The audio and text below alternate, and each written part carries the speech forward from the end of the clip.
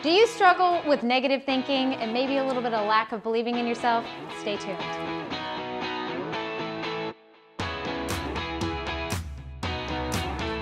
Hey guys, welcome back to another Mind Right Monday. I'm your host, Bonnie Kelly, and today we're going to talk about how you can begin to put the brakes on all of that negative thinking and maybe just begin to believe in yourself a little bit more.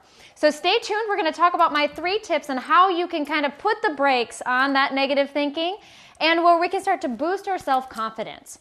But before we dive into that, I want to share with you some important information of why we struggle with so much negativity. Well, there's a multitude of reasons, okay? There's outside factors and then there's the inside factors. Well, the outside factors, just look at television, news, media. It's focused and fixated on the negative, on conflict, on violence, on destruction, on negativity. So we have all of this information that begins to bombard us, and it begins to seep into our minds. It begins to affect how we feel about ourselves and the world that we live in. In fact, these outside influences oftentimes are going to cause us to be afraid, to be in fear, to have anxiety, to be panicked, and even to a point where we'd be afraid to go outside, afraid to go on adventures, and afraid to take risk. But more so, it's the inside world. This is the part that we have control over. Now, the outside influence, we can limit our exposure to, maybe turning off the television, maybe watching things that only are inflating your happy bubble and not popping it. But the inside world is 100% up to you. Yes, and this is going to be us examining and how well do you know yourself? How well do you know what thoughts are running through your mind? How strong are your mindfulness muscles? If you're like most people, probably not very strong. In fact, the majority of people aren't doing the mental push-ups necessary to have mental discipline. But it doesn't mean you can't, and we'll get into those tips in a moment. But to begin, I want you to realize that you have between 60 to 70,000 thoughts that are running through your mind every single day.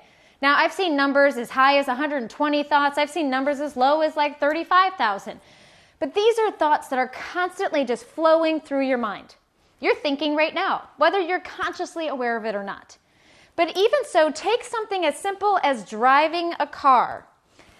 When we get into our car, there are thoughts about getting into it, putting on our seatbelts, checking our mirrors, putting it into gear, changing lanes, driving, directions, where are we going, what that other person is doing, what do you like about that car?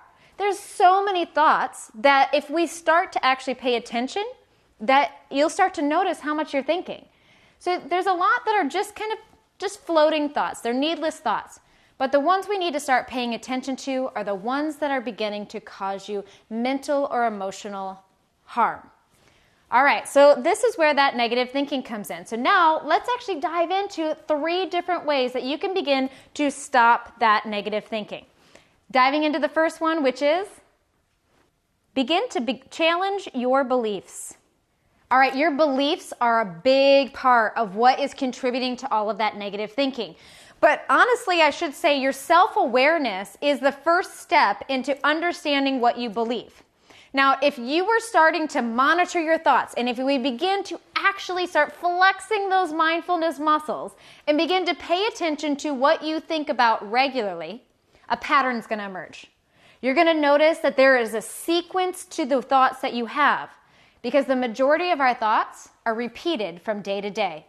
So when we can start to know what we think and identify the negative patterns. Now, some of those negative patterns could be that I'm not enough, I'm not worthy, I can't do it right, I don't matter, nobody cares about me, I suck, I'm a failure, I'm weak. Horrible, right? But those are common beliefs that many of us struggle with. So once we're able to get a hold of our thoughts, we're going to start to recognize that there's a pattern, and this is what we believe. A lot of times the limiting beliefs are what we believe about ourselves, other people, or the world that we live in. And when it's limiting, it means that it limits you in some way. It's going to hinder your success, hinder your ability to be vulnerable, to trust, to take risks, to make investments. So the first step in to really stop that negative thinking is to track where it's at and identify the belief and begin to challenge it. Because what you believe about yourself is actually a lot of times a bunch of hogwash. Now, I don't know if I made that word up, but it is. It isn't true. But you believe it to be true because you've gathered mounds and mounds and mounds and mounds of evidence to validate it.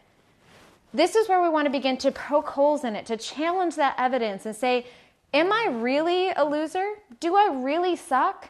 And the answer is no. You're actually awesome. You're amazing. You're spectacular. And you're human, which means you're flawed and you make mistakes. So challenge those beliefs. Now, before we end this section, I want to share with you an awesome quote that Andrew said, and he said, "Negative thoughts stick around because we believe them, not because we want them or choose them." This is such a powerful reminder, is that negativity is sticking around because, well, you bought into it, you believe it. So we want to begin to challenge that so we can move beyond it and step into the amazing person you know, hopefully, that you are. All right, this leads me to my next tip, which is pattern interrupt. You know who's famous for saying this? Tony Robbins. He's always talking about pattern interrupt, pattern interrupt, pattern interrupt. And what he means is that in the midst of doing that same autopilot behavior that we get into, or the autopilot thinking we get into, is to interrupt that pattern with a new way of thinking or feeling. Now, one of the ways that I have been joking a lot with my students lately is that if you struggle with anxiety or, a lot of negative thinking, is to pause for a moment, or even emotional eating. And before you go to that chip bag, pause for a moment and start doing some jumping jacks, right? Do 10 jumping jacks. And as you're doing jumping jacks, you're affirming, I am calm, I've got this, or you're affirming that I love and accept myself, that something else is different. When you do something that weird, your brain's going to be like, what is happening? Because I doubt that anybody does jumping jacks before they open a bag of potato chips. But it's such an interruption to the normal routine that it gives you time and space to be able to think and to feel differently. So what you want to do is you want to find a way to pattern interrupt the onslaught of negative thinking that you typically struggle with. So whether that is through jumping jacks or giving yourself 10 burpees, or if that is you going for a walk or making a phone call or drinking water or snapping a rubber band, it could be anything that is just different than your normal behavioral patterns. And when you can interrupt that, now there's an opportunity that emerges, and that opportunity is change. Okay, let me leave you with this cool quote by Robert, and he said, "It takes but one positive thought when given a chance to survive and thrive to overpower an entire army of negative thoughts." You have the opportunity to start changing and affecting the way that you think. That's within your power right now. But that requires you to do things differently. So challenge yourself to find a pattern interrupt that works for you. All right, let's dive into my third and final tip today, which is physically release the emotion. This is a huge one. When we're talking about taking emotional responsibility, and honestly, taking emotional responsibility or stopping the negative thinking is taking emotional responsibility. So we want to begin to start to say, okay, wait a minute, how can I validate what I feel and express my feelings? Well, your feelings are valid. Doesn't mean they're reasonable or rational, but they're valid. If somebody cuts you off in traffic and you almost get in an accident, it's normal to feel angry or annoyed. If your husband or wife says something that really hurts your feelings, it's normal to feel sad and upset. It's not okay to vomit those emotions all over people or smash your car into that person who cut you off. That's not the responsible part. But we have to recognize that what you feel is valid, and we want to begin to process those feelings. Now, how we do that is that we want to do that responsible. A great way to do that is just to vomit your emotions all over a piece of paper. You just begin to write, what am I thinking, what am I feeling? And allow the irrational, the unreasonable, the emotional side of yourself to pour out. And then shred it, bury it, or burn it. Just get rid of it. And I bet you're going to start to feel a little bit better. I would also challenge you to take it one step further from there. So once you begin to process those emotions, and again, all that negative thinking is going to stimulate motion, is then I want you to challenge yourself and say, what's another way I can think about this? Best question ever. what's another way I can think about this? And you begin to think differently.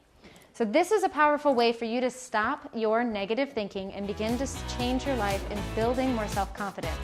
So with that, let me leave you with one more quote by the late, great Dr. Wayne Dyer. And he said, "Be a force of love as often as you can and turn away negative thoughts whenever you feel them surface."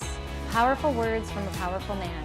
If you're ready to begin your journey, I encourage you to click the link below and start your 21-day emotional detox right now. If you're ready to do some mental push-ups in 10 minutes or less a day, I can help guide the way. Very easy, click the link. It's free for the first 7 days, no credit card required. So enjoy. And until next time, I'm Bonnie Kelly. Did you enjoy this video? I hope so. It was brought to you from viewers like you. If you have a personal development question, email us. Get inspired at bonniekelly.me. And until next time, I'll see ya.